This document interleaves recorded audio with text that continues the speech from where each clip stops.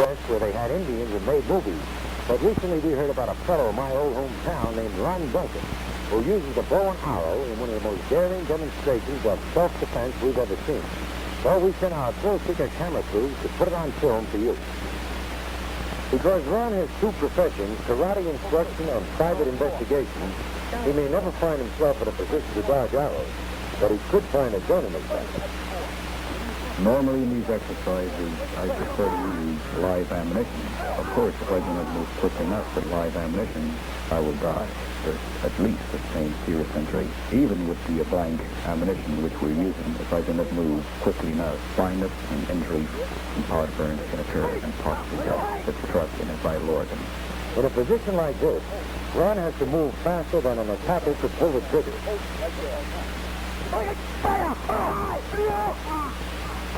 Ron's movements are so quick, the only way to see what he's doing is with the aid of slow-motion photography.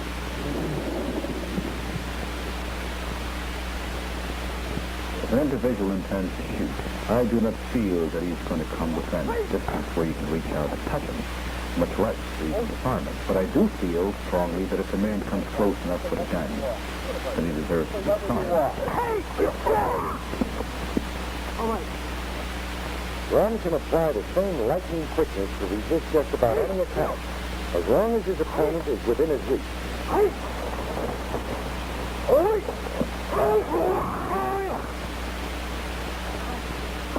The knife is one of the most dangerous and deadliest of weapons in close combat. The true test of today's modern practitioners be able to at least defend against a knife when situation arises. If one cannot do this, of course one should run.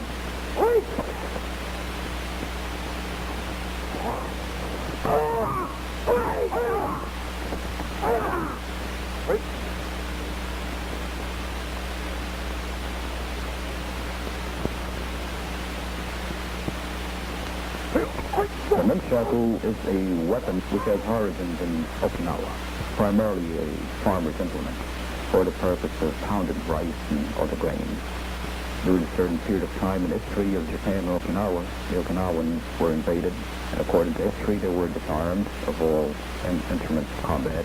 For the means of survival, they developed forms of fighting based on the different farmers' instruments.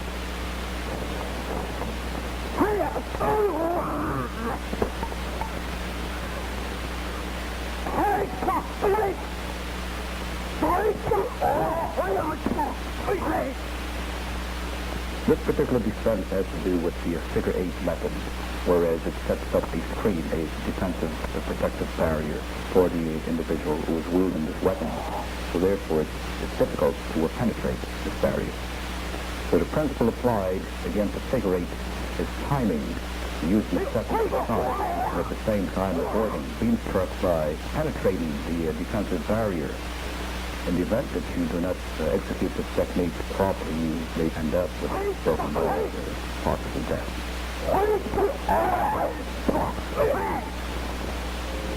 Cricket Moody's been with me for approximately 3.5 years. Mr. Moody is the first degree myself.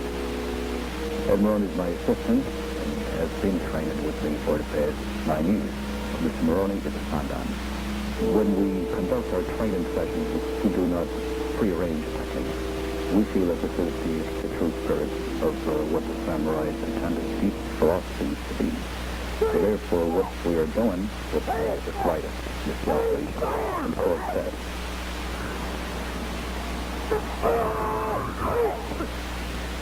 I've been teaching martial arts in the Brooklyn area for the past 14 years. I have studied judo, jiu-jitsu, kempo, aikido, koko, and the use of weapons, Japanese weapons, as well as the art of kobu-jitsu. I like to think of myself as a classical practitioner of the Japanese form. I concentrate primarily on the art of the training.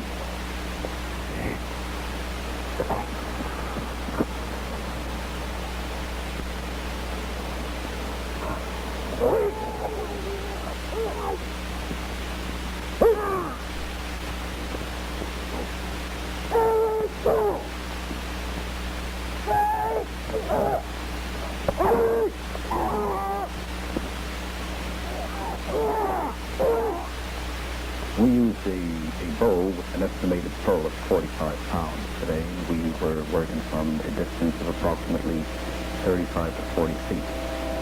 And these type arrows used were of the hunting variety. So therefore, when the scalpelate, you wind up in pretty bad shape for a badly injury. This is a means of developing the practitioner's depth perception and also vision reflexes. That also is a good measure of courage. Since courage is the essence of the martial arts. Without courage, it doesn't matter how much or often one trains, it wouldn't mean very much.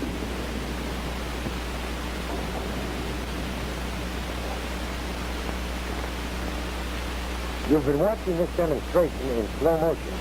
Now take a look at it in normal speed from Ron's point of view. Martial arts leads a way of life. It has tremendous value. The values have been beneficial to myself as an individual over the years due to the spiritual aspect and the high level of mental development. I don't know how fast those arrows were traveling, but they were moving fast enough to elude Ron a couple of times.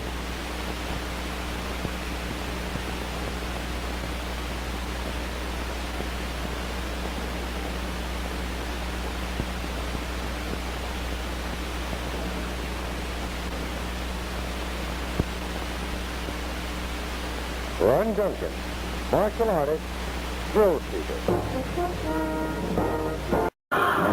They do it. They just tremendously. All these little weapons, as you see. You can feel dark. You can even see it. Feel dark. That's right. And that dog was gone and pierced somebody, and the poison, you know. What are those? Just watch the little different techniques you have.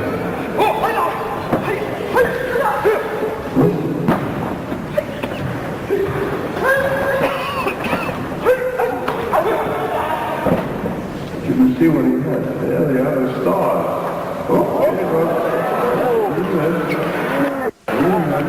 He's not trying hard, don't you understand? Because if he doesn't, forget about it. We're sitting ringside here. Just let him know that he's at it. He's not going on.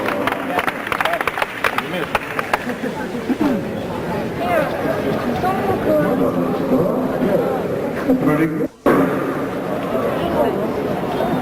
Watch. This is the real. Look at this. Look how he's throwing those things. Yeah. All over.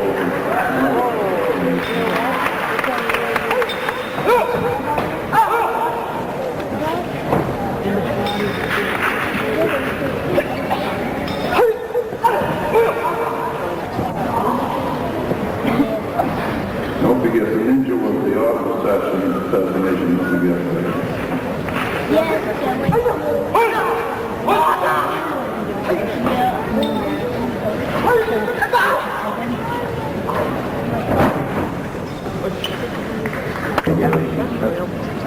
This is the real trouble.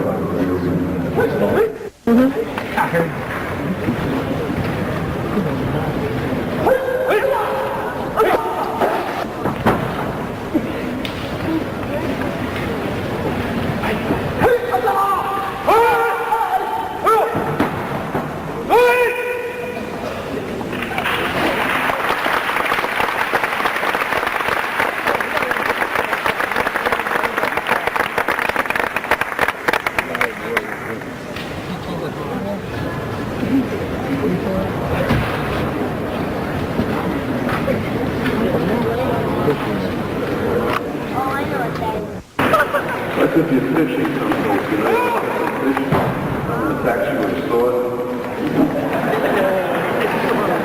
Just keep your net around. There's fishing.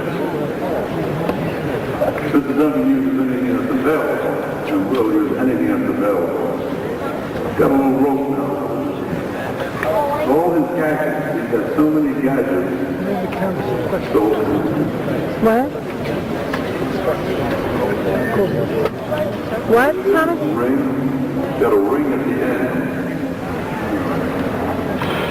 against the sword.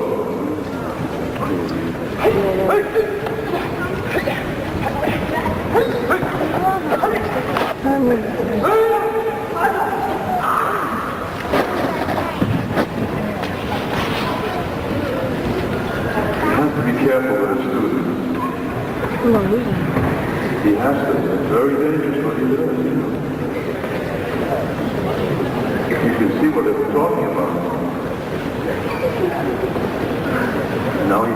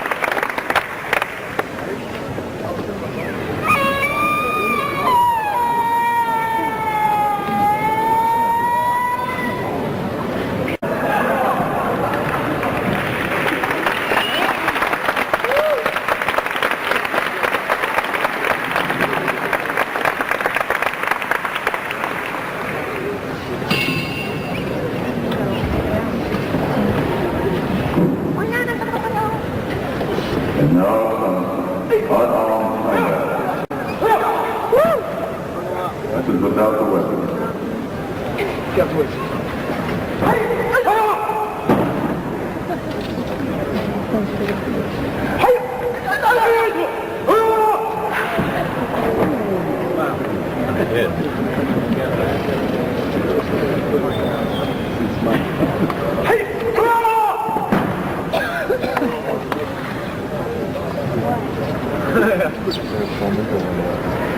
Thank you. I want now my big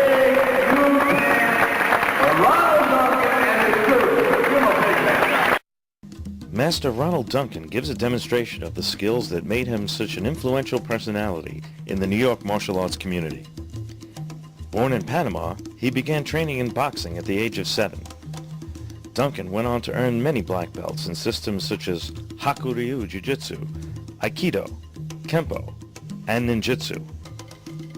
Here he shows the speed and polish of an expert in both weapons and empty hand fighting.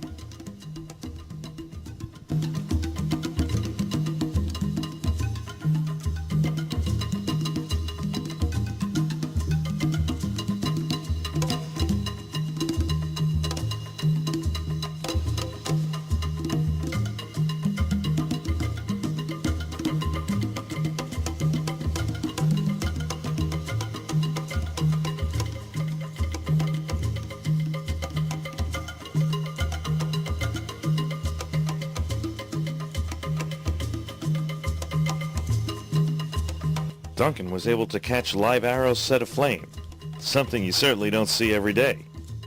Here it is again in slow motion. Notice the archer taking aim at the left hand of the screen.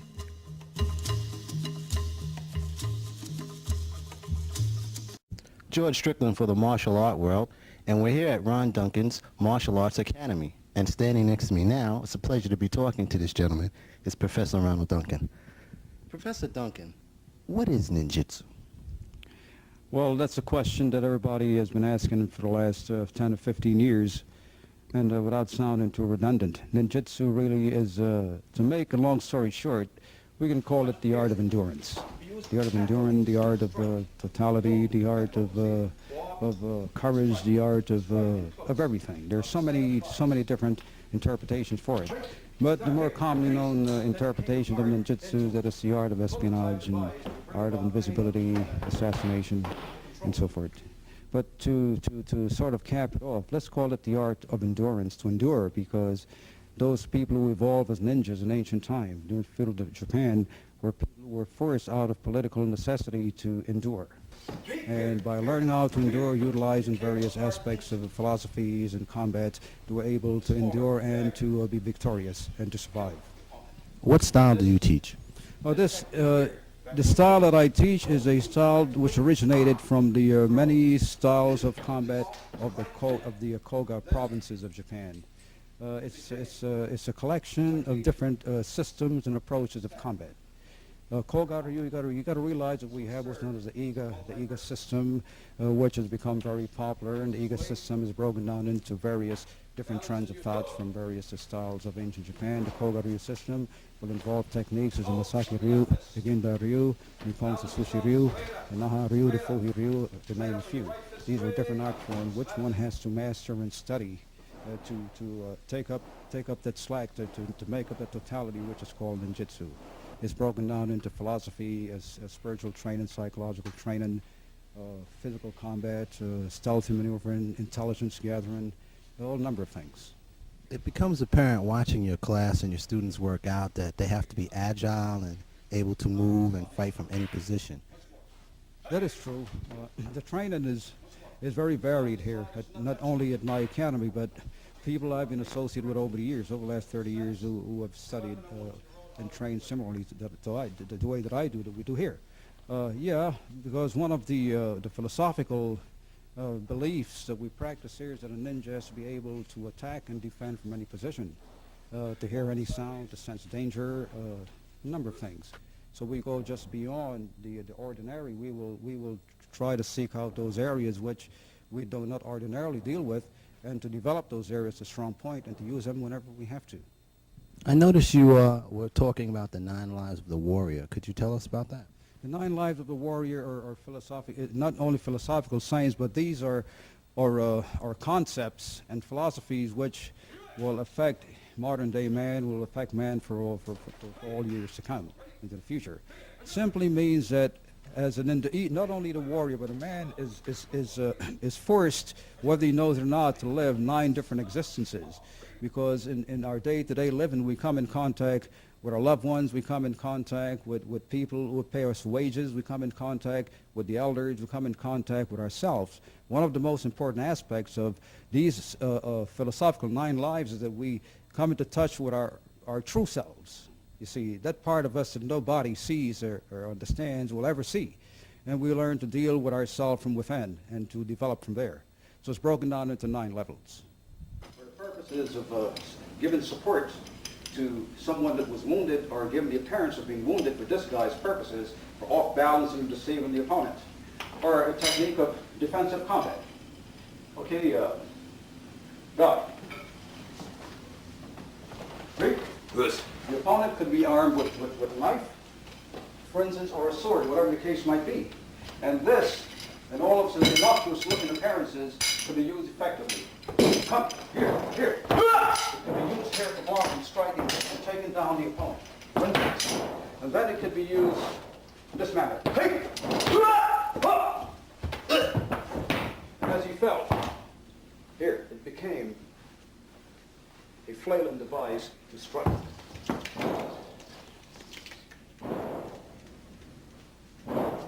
Now this same technique, do I turn around please? Utilized from the rear, became a strangling device. Here, a dual strangling device, or merely a device, watch it now, put the knife down. For striking and wrapping around the man's face, or to wrap it around his legs, to trip. Used for the purpose of tying your opponent securely. In this position, tie. Pin his arms and tie him. Try to pull away.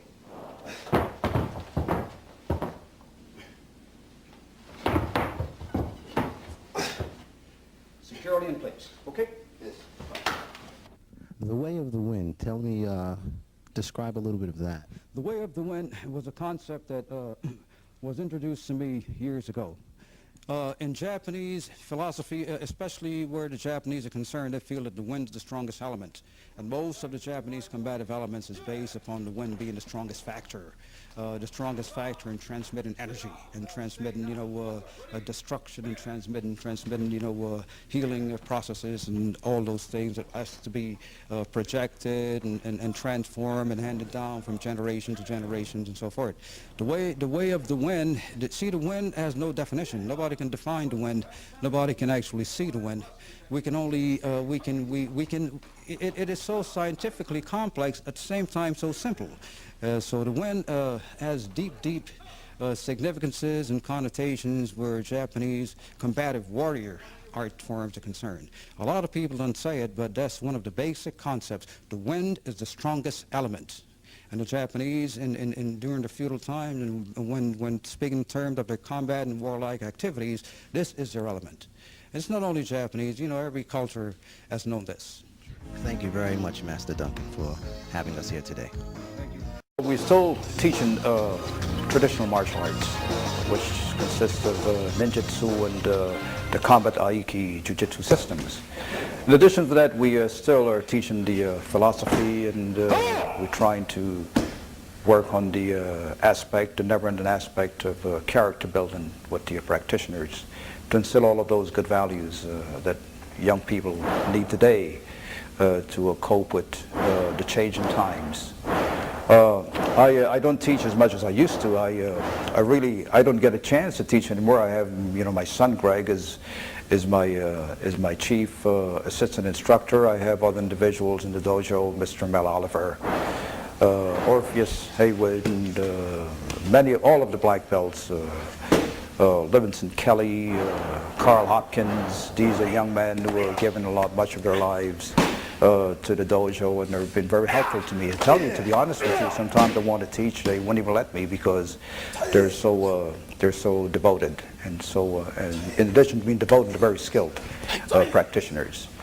We're doing very well here, and we see our growth hopefully into the 21st century and beyond that, and I think the concept that we follow are valid concept, which I feel have withstood the test of times, going into 5 decades, and I think we will be around to share our knowledge and our skills and ourselves with future generations to come. And I am sure that this tradition will continue because of the caliber of students that I've been very fortunate to have in my corner and to give me the type of support that I'm getting. In addition to training realistically in the empty-handed methods of combat and also the weapon form of combat, we also deal in the training ourselves and the students how to think and how to react, how to use the mind as the primary weapon. That's a high order of training, so we stress that. Stress a lot of that, a lot of morality and general sense of awareness, so that the practitioner here, the student, not only goes on to be a great fighter on the street, but also to succeed, in life, in the professions and the occupations and so forth. First of all, combatively, I like to instill the fact that everything has to be realistic. The training is always based upon realism and accuracy. That's the primary factor of our training. But from the younger people coming up, it's also based upon respect. Respecting each other when they work together, respecting the dojo, respecting the instructors, respecting themselves. But the training in itself has to be very well-rounded in a sense, whereas they always utilize their creativity and their natural abilities, which stays in the realm of the martial way, the combative way. But basically, it has to be very effective and consistent as to what we always try to do. The relationship between the students and the instructors seem to be a family-like type of setting. Everybody works together very closely, and we all try to get to know each other on a personal basis, whereas it continues to help us grow as a whole unit, whereas nobody works as an individual per se, which is also within the tradition of our system. I mean, I'm very fortunate, very grateful that I had the exposure and the quality training from my dad. You know, I'm very proud of him. And all I try to do is just instill the same type of training and the quality of training in the students that's been instilled into me. Yes, I'm looking forward to doing more seminars with subjects which are relative to the art forms. We'll try to take it a little bit higher so it can benefit individuals from all walks of life. I've got another seminar coming up very soon which has to do with intelligence gathering. We have done seminars which have to do with mind control and so forth, and how to control ourselves, and a number of wonderful seminars. So I find that more and more professionals are beginning now to make inquiries as to how these seminars that I'm given can assist them in their professions, whether they be lawyers or doctors or people of the cloth, clergy men. So I think that the martial arts, as I see it, and as I've been privileged and very honored and fortunate to practice, is reaching a wide segment of society, and a lot of people are benefited in ways that I never dreamt. Some of the training techniques with weapons, what are some of the basic weapons that you start people off with? Well, what I try to do is, and not try to sound too philosophical or too exotic, whatever. You know, we don't want to get away from that. The basic weapons that I teach, you know, any student is the use of his body and his empty hands first. But going beyond that, you know, you teach God to use his mind, because use his mind properly and if it's coordinated, and the body follows suit. The body follows suit, and the hands work in a coordinated fashion, and the weapons become an extension of what you can do with your hands. So the hands is basically that physical thing that I teach, you know, the physical weapon, the basic physical weapon that I teach. And then from there we go into stick weapons, various lengths and categories of stick weapons. They're called stick weapons because they're made out of wood. Then we go into non-bladed knives or swords. Non-bladed knives or swords are those weapons that are made out of metal or steel that you strike with and can actually cut or fracture, but they don't slice into the body. Then we go into the bladed weapons like the knives and the swords, and then we go into the missile type weapons, which are throwing the stars and the knives and like, you know, like some of what I did today, the blowguns and all of that. And from there we go on to, and all of these weapons then are broken down into subdivisions. Then you branch out. From a long sword you use a dagger, you know, from a long stick you use a short stick, and you go on and on and on. And as a student progresses, it becomes a natural part of everybody here. Then they can pick up any particular weapon that I put in their hands, you know, within reason, and they can use it effectively. So the whole idea is, you know, using this.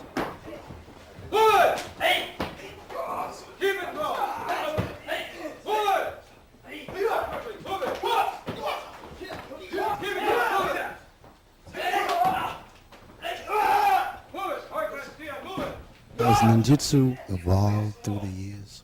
Definitely, ninjutsu evolved. Actually, you know, there was a time when the art form that we called ninjutsu, because you got to bear in mind that ninjutsu is a Japanese term. I don't know exactly what these principles were called, say in Egypt or in Africa or in Greece or in Germany or in Spain or during the time of the Moors or in China or in India. But I know it evolved. Oh, we can trace it. In fact, it has been traced. As I said before, you know, what exists today is largely dependent on the interchange of cultures, with cultures, and what culture borrows from another culture. As no culture or people on this planet are totally independent from external influences from somebody else. Okay? And ninjutsu has been traced thousands of years before Japan became a culture within itself. And it goes beyond the earliest dynasties of China. Okay, it has been traced as far back as a village in India called Kerala, K-E-R-A-L-A, because in Kerala, I forgot what part of the coast of India it's on. Kerala is a village where many of the warlike people of that society emerged, and ironically, these forms are practiced very much in India. and then before before Kerala we go to find the Dravidians going to Dravidia, and those people were Dravidians and practiced warlike techniques, and then we go beyond that. I once did an article, I said if we go back to the bones of civilization, we'll find those elements that actually built what is today's society. And we have to go as far back as we can, to recognize and understand what peoples studied astrology and studied the natural herbs around them and studied deception. If we read the Bible, there are two professions which are considered the longest known to man. That's prostitution and espionage. So since ninjutsu is so strongly connected with espionage, we have to, we can't really see how it evolved, but I know how it developed into a very vital force in changing the history of countries, especially Japan, over an 800-year period when Japan was in turmoil, when political turmoil existed, and people that were itinerant, nobodies, just everyday, I don't want to say nobodies, I want to apologize for that, people that were not even warlike, but people who did not necessarily adhere to the norms of the time or the oppressiveness of the regimented type of society of Japan. These were people that will say, well, we will do our own type of free thinking and explore those areas where others will not dare to explore because of their rigid mentality. And gaining these vantage points, these advantages, these people, when the moment, it is said that heroes and great people rise at certain time in history. Nobody has to tell them when. They utilize all the resources that they had put together over the years, and from those particular families of people, very insignificant farmers and priests and people of the theater, very, very, very peace-loving people, emerged what we know today as a ninja. So they became that out of necessity to survive. So of course, ninjutsu at its best is very curative. It's a marvelous thing at its worst. It's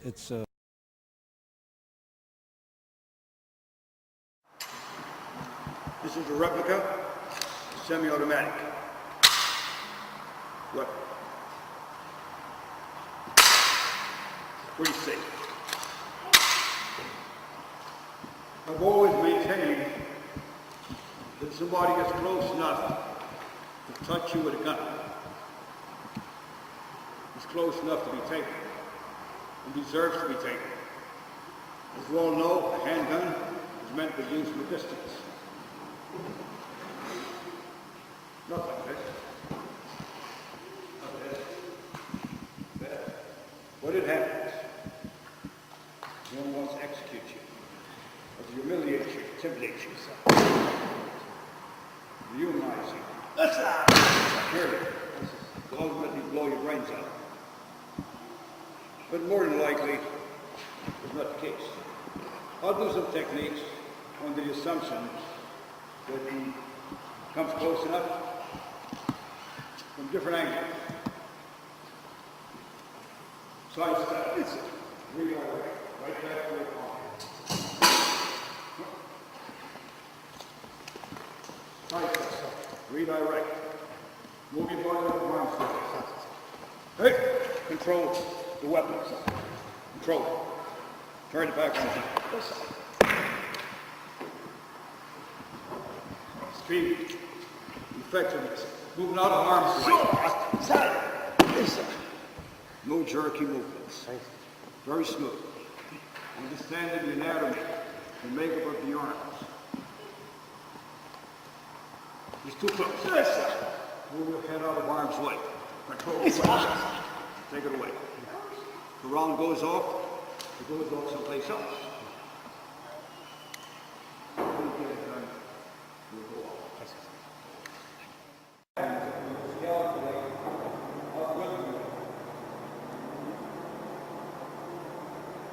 There's no effective defense against the element of speed. There's no effective defense against the element of surprise. So we try to be as aware as we can of that. Right.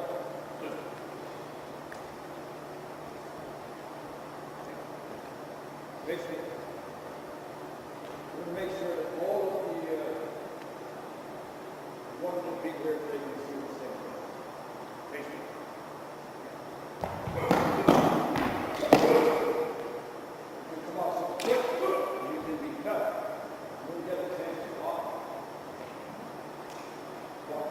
There are some techniques that you can block, some you can't. This is and combatively, this is combat, okay? This is really combat distance. This is combat distance. Rather, you're kind of scared.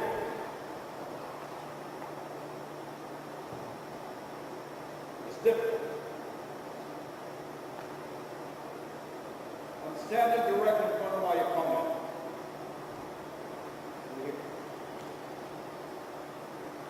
And you never see a knife that's predicted. That's hidden. If your opponent happens to be a combatant, fight, he picks up his hand, just cut his arm, you take everything that's it. Awareness, gotta be aware. It can happen so quickly you're walking down the street. The knife comes out fast. Jordan. Step around this way. This is kind of difficult to defend against that.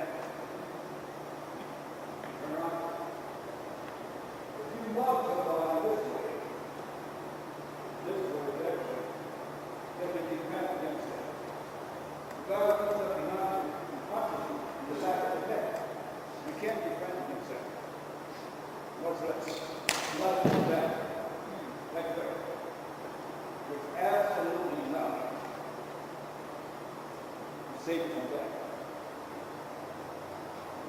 So the thing is to know when to run, when not to be there, avoid the situation.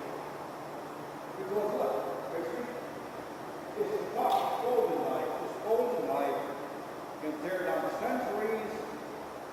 century-old traditions from battles.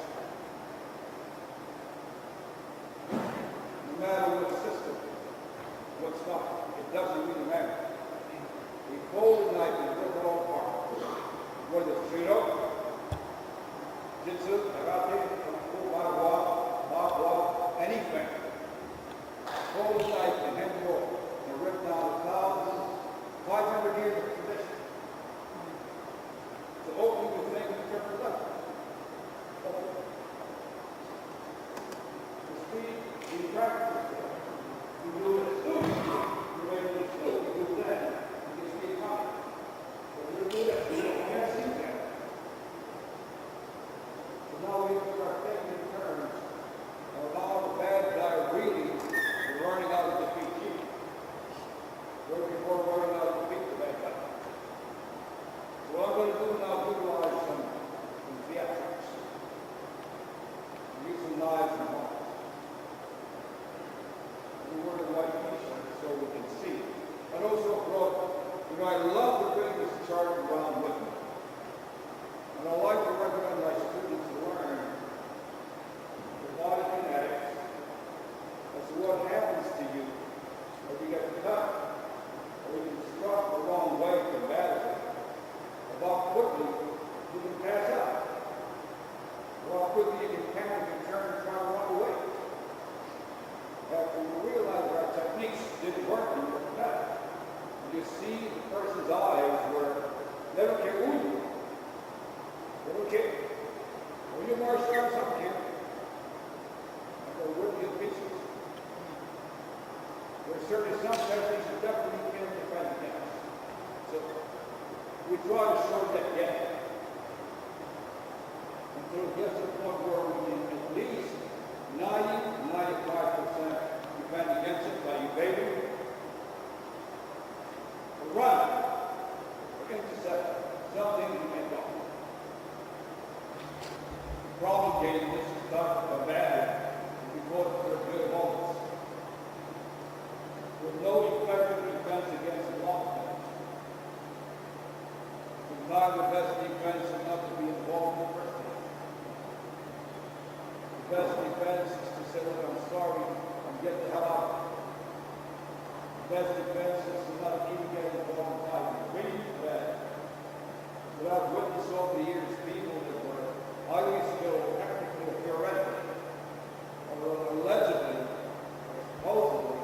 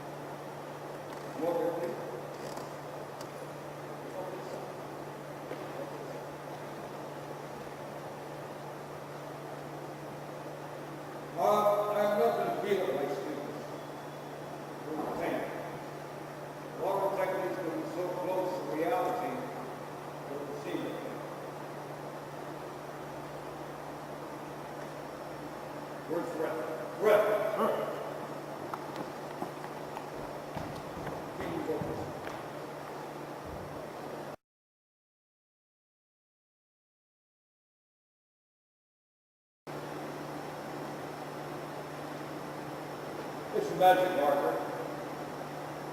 Known as lipstick. And it's red, can be green, can be brown, blue, can be black. White, sir.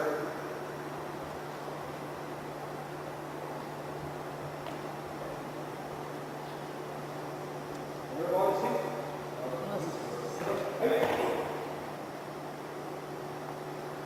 Cut.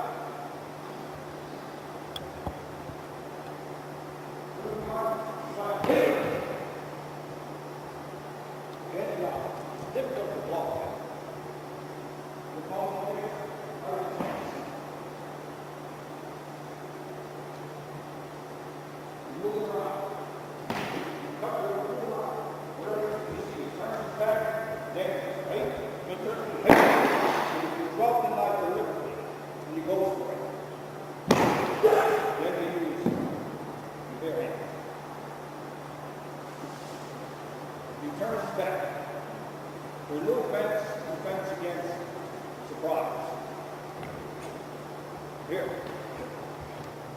Okay, face me. Move around.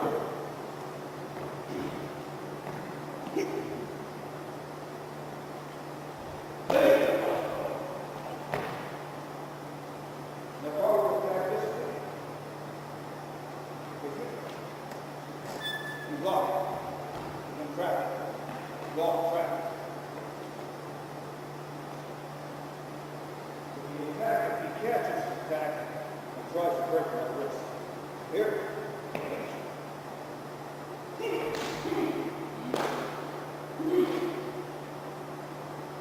One hand to the next.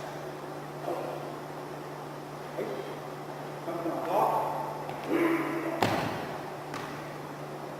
Lock. Lock.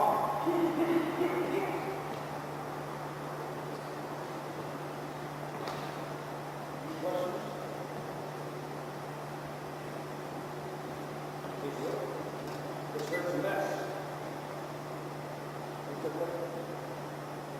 Is it?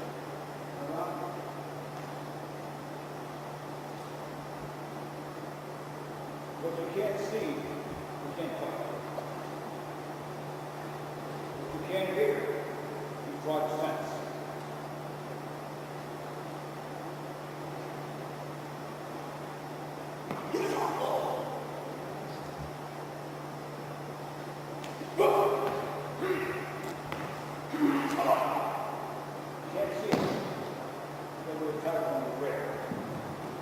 So what do we do?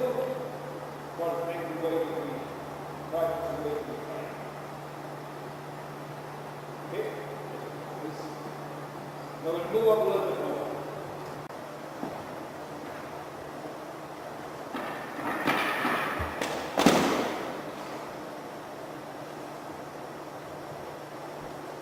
And you're not going to.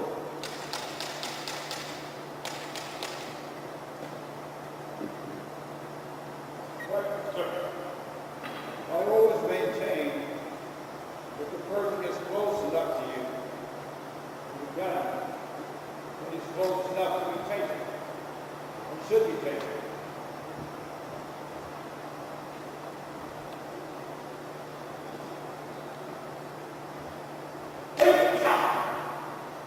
No, I'll redirect the weapon, keeping the ball away from you, taking the weapon away from your opponent.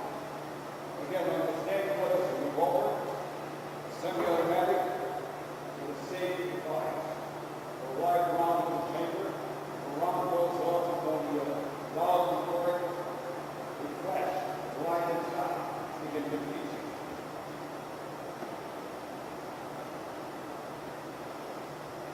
You pull the lever, you come to the shoot your close. I just stop. Actually, there is a method. It's called a civilian method. The civilian method of defense is that actually your arm points a weapon at you. There is a time in between when you fix, break finish, orders, service squeeze, you go right back.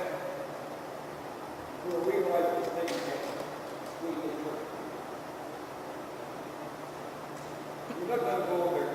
Maybe I'll do it for a while at a time. We'll practice some techniques. Your body gets close enough here. Right here, you shoot you in the head. Move your body. You want to line your leg. Yes, sir.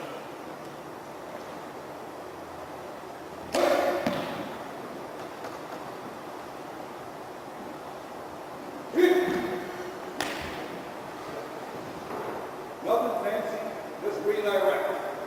Turn it right back to now. Hey, work that. Keep on driving. You can throw it along with the weapon. We do not give it out. What? Hold on with 2 hands. Hold on to your gun with 2 hands.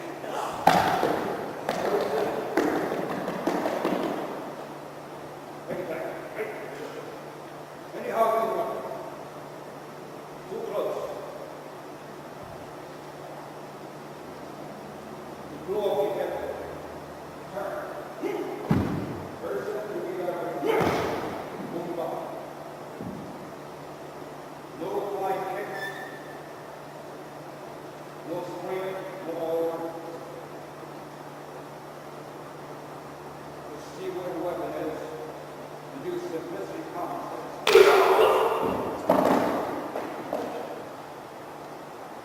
It's like a shot.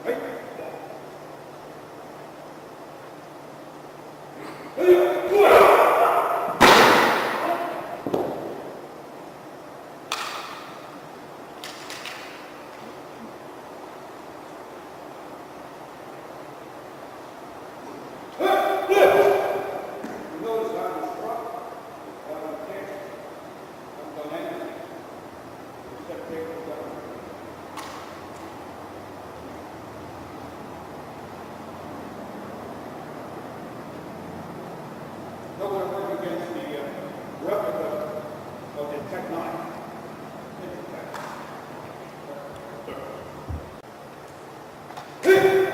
Get up, and back.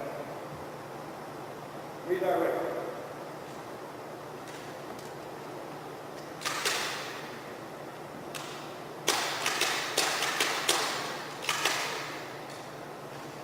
It's a long barrel. You can't hesitate. Just leave himself alone. And it's there. What you can't see, verbally you can look at it. You sentence. What you have to look at. What's that here? The punchline. Learn how to use your hands. Understand? Very. The blind side. The weapon is here. You can actually turn it. There it is.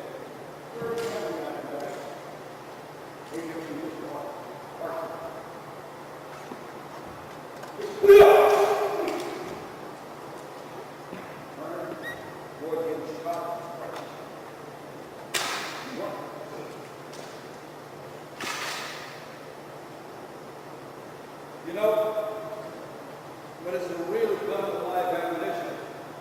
It's a different story.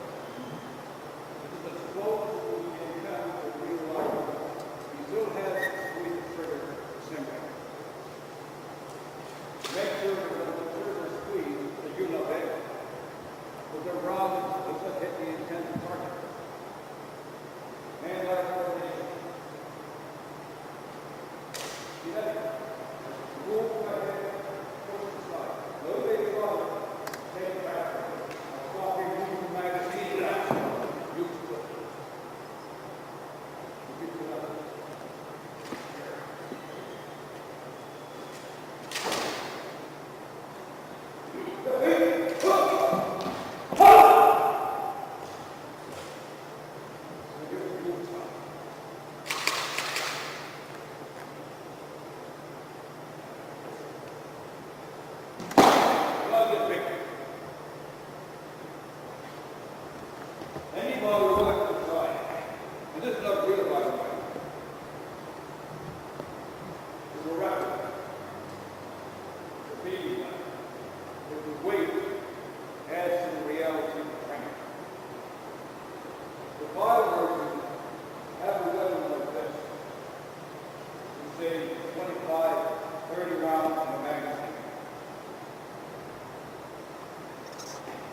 would be difficult.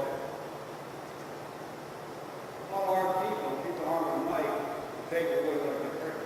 So let's go back. It's 1 against 1. All right, so it's a heavy weapon. Use the weight against your opponent.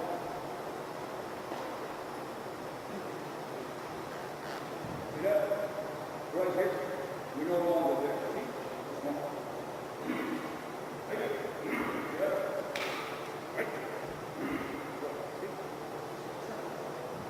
Right. Gain control.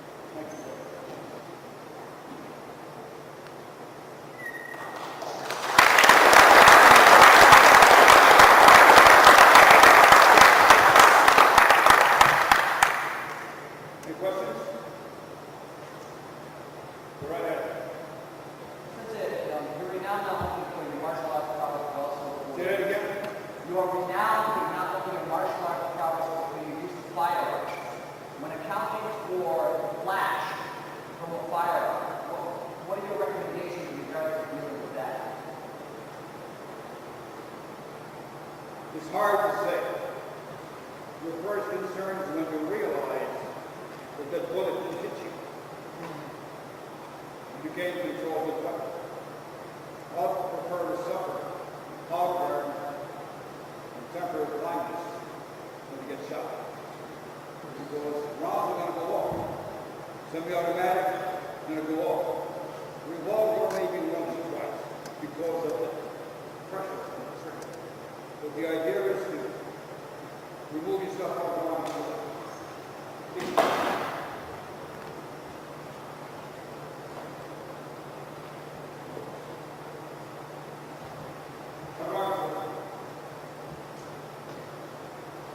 This is all.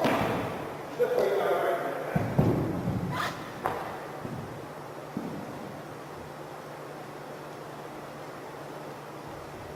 This, see that? Now that's dangerous. By the time you move, you can get hit. If you move here, you can throw it.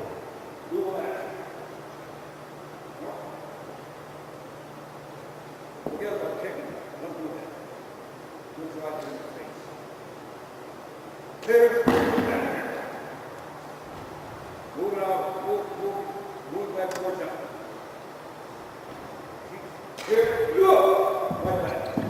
You may want to hold on.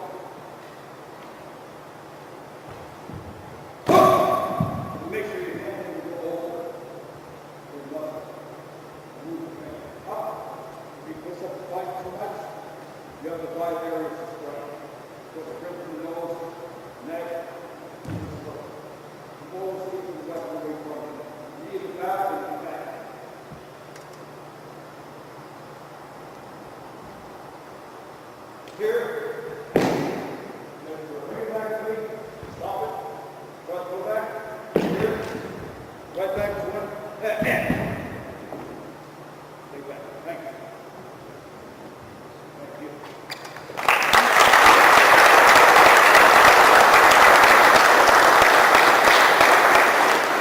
As a newspaper, of course, we all read the news. However, newspaper has various uses once we have discarded them after reading them. But one of the deadliest forms of self-defense consists of working with just a sheet of paper or roll of newspaper, books, magazines, to deflect attacks, either arm in arm with single or multiple attackers. As I've indicated before, knowledge of human anatomy is very important. We'll illustrate some techniques for you.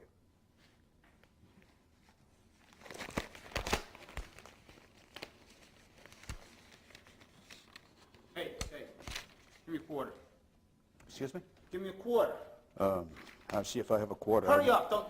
Look, I'm trying to give you a look, quarter. I said hurry up. Don't you want a quarter?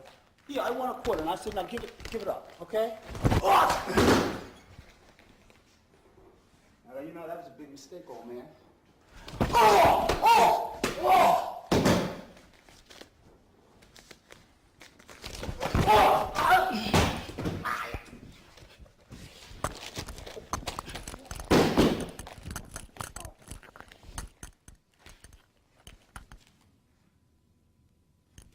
Get away from me.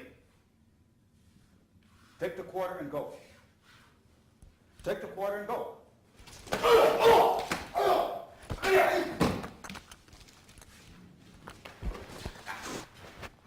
Don't you want your quarter? You still want your quarter? Then get away from me.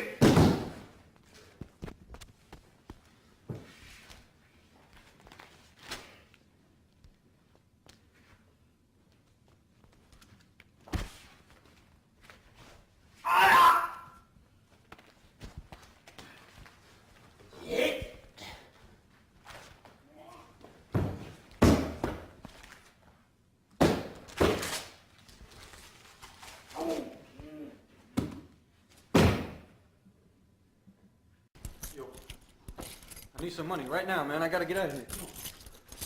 Come on, man. Give me some money.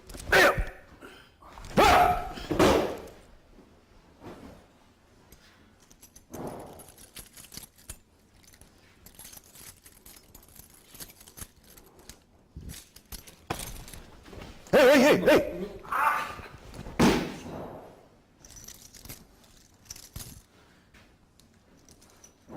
You got the time, man? Yeah. It's, I need a watch, too, man.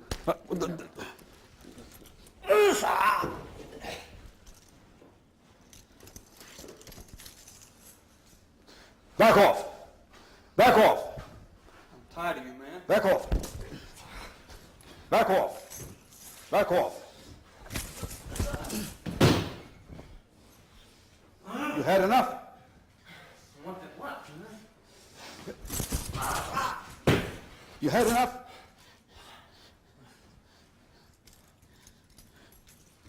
Come on.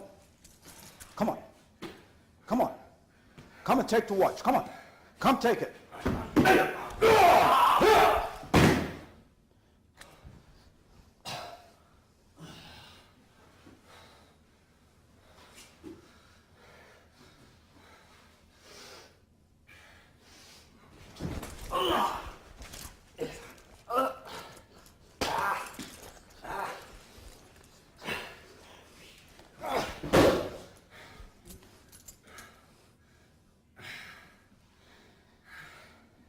You mean you haven't learned?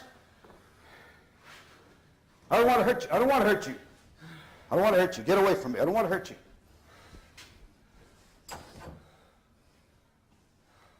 I said get away from here.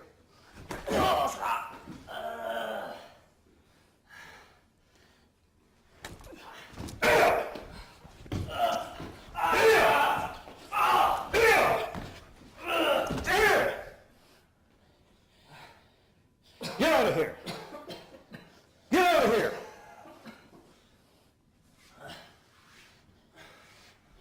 You had enough? Get out of here. In utilizing a set of keys, remember they're all made out of metal. And each individual key can be the substitution or the equivalent of a knife, a screwdriver, or an ice pick. This is a single key clench between the first two fingers. Note how it protrudes. In striking, the vital areas, that's soft tissue, nerve centers. It does a lot of damage. Applying pressure brings about excruciating pain, paralysis. Control. When utilized in this manner, it's used for flailing, striking. You can rake it across the opponent's face, across the eyes.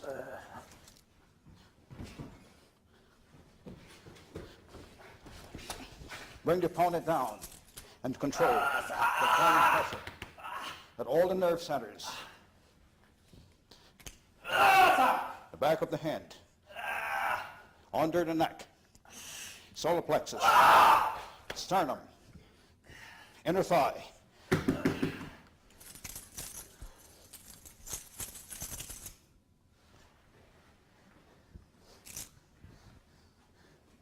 This will be thrown to, can be thrown to distract the opponent.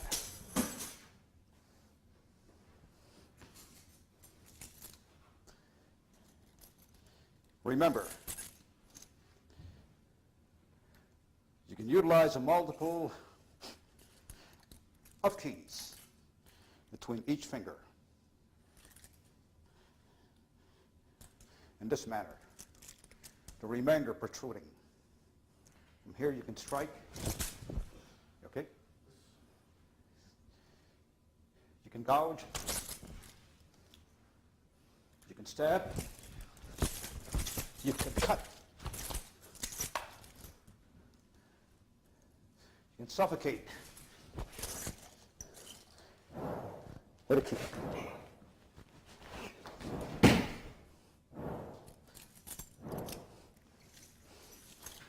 You can induce pain.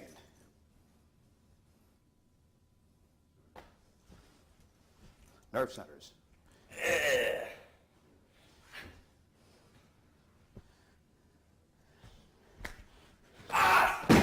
Inner arm.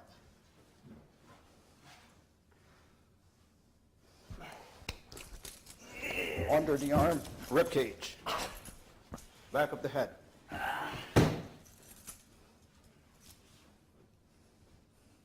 Strike, slash. Very effective weapons. This is a plain plastic bracelet for ladies out there in the audience.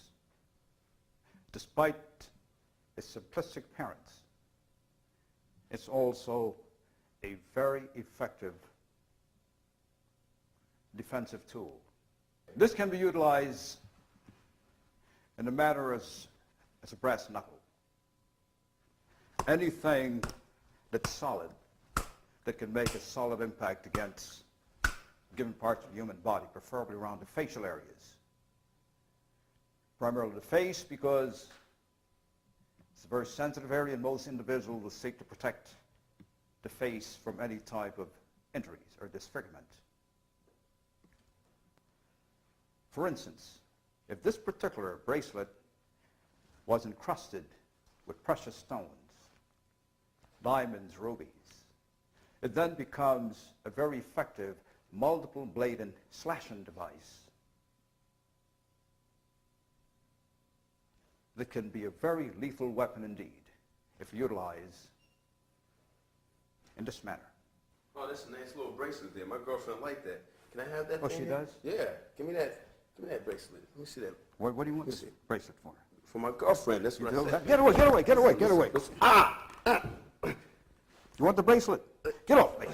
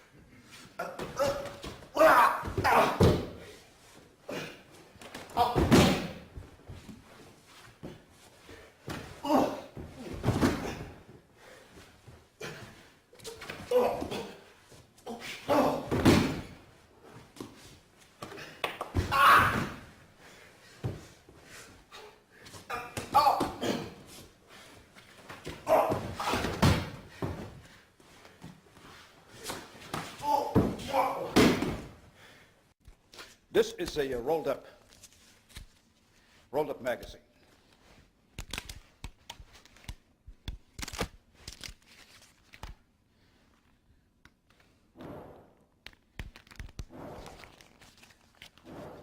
The rolled up magazine is utilized as what we term the blunt edge. It can be used for striking, thrusting. Very effective against an attacker in close quarters.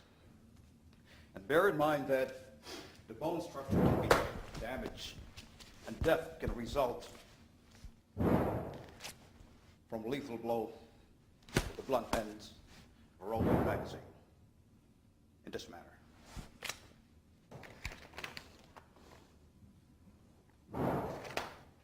What time is it? Time, it's I think it's almost 1:30. Get up. I want my chair.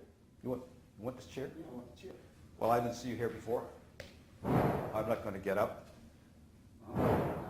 I'm tired.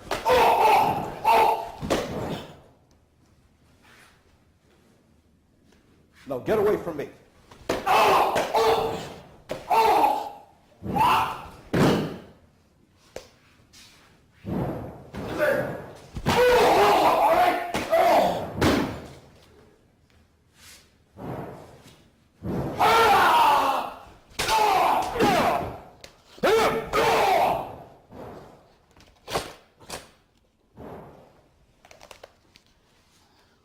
Stop it! Take your chair. Have your chair. No, never do that again. You must realize that we have various different type of items that can be utilized for combative purposes, defend oneself.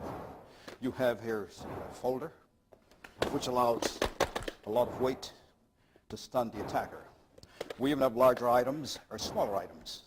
Among the largest items we can find is a briefcase, which can be utilized in this manner. This is a briefcase, which is a very commonplace sight on our city streets, by individuals going back and forth to their offices, to their jobs. Can be utilized effectively to allow us enough time to escape and to leave the danger zone.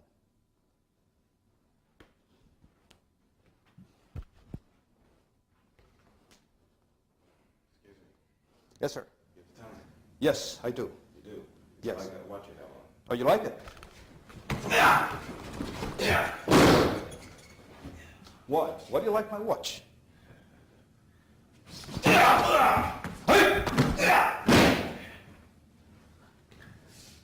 I thought you wanted the time. I don't want to fight you. No, no, no, no.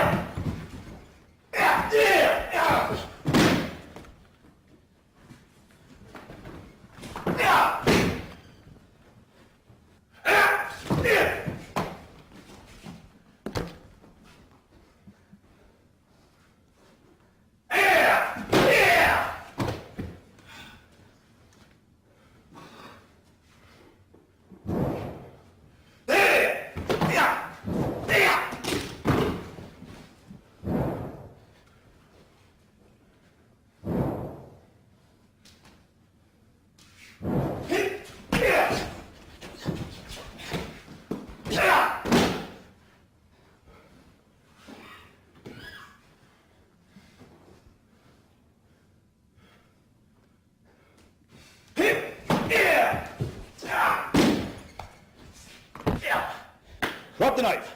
Drop it. Had enough? Now get out of here. techniques developed over years and years of training, of hard training. Also realize that you may not look as polished or smooth as you have noted in the tape. But however, some of these techniques will allow you enough time to block the attack, get off a couple of good strikes, to disable, incapacitate your opponent, and remove you from harm's way. I find that more people are now beginning to pay attention to the ninjutsu, especially the Koga Ryu ninjutsu systems, and there's also a great number of people asking questions about Aiki Jiu-Jitsu for self-defense purposes, which is amazing because a few years back, I'll say 30 years ago, no one wanted any parts of Aiki Jiu-Jitsu or Jiu-Jitsu forms. Everybody wanted to study either Judo or Karate because it was mainstream. But we seem to have come full cycles, and even very skilled and experienced practitioners of different systems are now beginning to embrace the ninja systems and the Aiki Jiu-Jitsu system, and that makes me very happy. Part of ninjutsu is the ability to deal with difficult times, like the times we're experiencing lately. You know, we find that a lot of people are under psychological stress, and they're pretty much stressed out and all of that. And there's a lot of problems where people are attacked economically and are afraid of losing jobs and losing their livelihoods and their belongings because of jobs uncertainty. And that may not be the case with most people, but it's used by those in power to squeeze and pressure these people, to keep them off balance. But by practicing these ninja art forms, we learn that combat also originates from the mind, and the most common form of combat today in today's society is psychological combat. So therefore, ninjutsu at its core is a psychological set of attacks and defenses. Master Duncan, a father, a leader, one of the most important men in my life beside my father. He is my instructor since I was a little child. He trusted me. He taught me. He put me through life. I learned many things. No longer I'm young. Master Duncan, I'm not going to talk about who is first and who does the most. We all know that Master Duncan was doing the other ninjutsu way back in those years, back in the 60s. I've known Professor Duncan for almost 20 years now. We're from Panama. Both of us are from Panama, you know, and both of our path in the martial art is kind of parallel. So, you know, it looks like if you write his resume and you look at mine, look like someone of us is, you know, is taking off of the other one. But we were raised during the World War II era, you know, and he was a boxer just like I was, you know, and there were a lot of Japanese and Chinese in our area. He was on the Pacific side, I was on the Atlantic side, and he learned a lot of the art in his area, so, you know, so did I. As for the ninja part of it, back in 1964, I think was the first time a non-Oriental performed a ninja demo. I think that was in the World's Fair, the last World's Fair we had here in New York. I think it was like 1964 if I'm not mistaken. As far as I know, he was invited by the Japanese council to perform because they knew his background in ninjutsu. I met Sensei Duncan at a time that was very fortuitous for me because wherever I turned, I would find the image of ninjutsu. Ninjutsu had not yet been popularized. The year was 1967, and I was at a dentist's office reading Esquire, and they previewed You Only Live Twice. I looked at another magazine, Time magazine, they're previewing You Only Live Twice. Black Belt magazine, December, January, February, 67, 68, ninjutsu. So I began looking, and I found Sensei Duncan. And he gave me a demonstration the very first night that I met him that with all my research, I had no doubt that he was a true ninja. Notwithstanding, he was the only ninja available, not in New York, but in the United States in 1967. The martial arts is here to stay, definitely. we're going to find that as the centuries progress, martial arts is going to be utilized in very important ways within the fiber of society across this globe. As a matter of fact, it's being used that way now, as a springboard and as a basis for other things.